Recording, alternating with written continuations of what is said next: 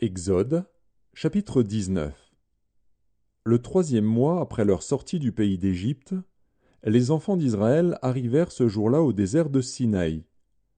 Étant partis de Réphidim, ils arrivèrent au désert de Sinaï, et ils campèrent dans le désert. Israël campa là, vis-à-vis de la montagne.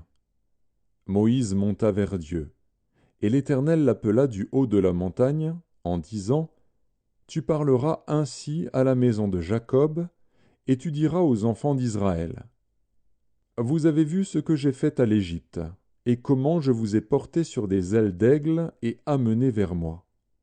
Maintenant, si vous écoutez ma voix, et si vous gardez mon alliance, vous m'appartiendrez entre tous les peuples, car toute la terre est à moi.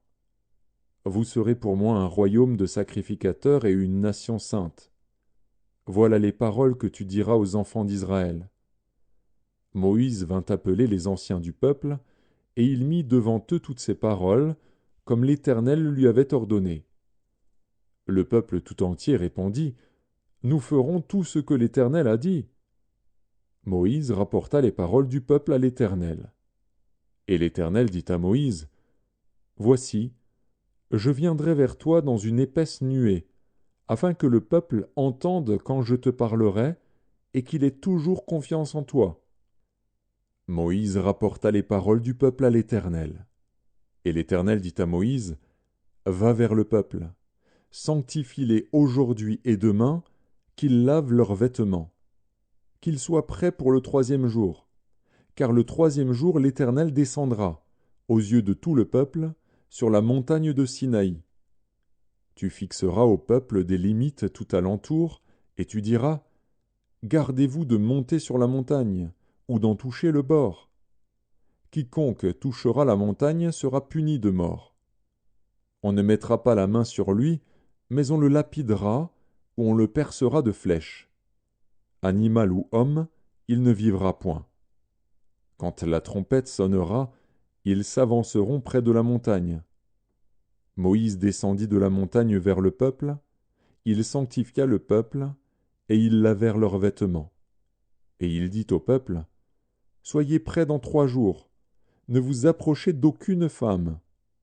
Le 3e jour au matin, il y eut des tonnerres, des éclairs, et une épaisse nuée sur la montagne. Le son de la trompette retentit fortement, et tout le peuple qui était dans le camp fut saisi d'épouvante. Moïse fit sortir le peuple du camp à la rencontre de Dieu, et ils se placèrent au bas de la montagne. La montagne de Sinaï était tout en fumée, parce que l'Éternel y était descendu au milieu du feu. Cette fumée s'élevait comme la fumée d'une fournaise, et toute la montagne tremblait avec violence. Le son de la trompette retentissait de plus en plus fortement. Moïse parlait, et Dieu lui répondait à haute voix. Ainsi l'Éternel descendit sur la montagne de Sinaï, sur le sommet de la montagne. L'Éternel appela Moïse sur le sommet de la montagne, et Moïse monta.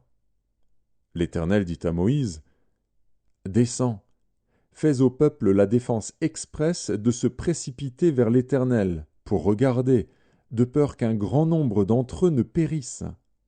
Que les sacrificateurs, qui s'approchent de l'Éternel, se sanctifient aussi, de peur que l'Éternel ne les frappe de mort.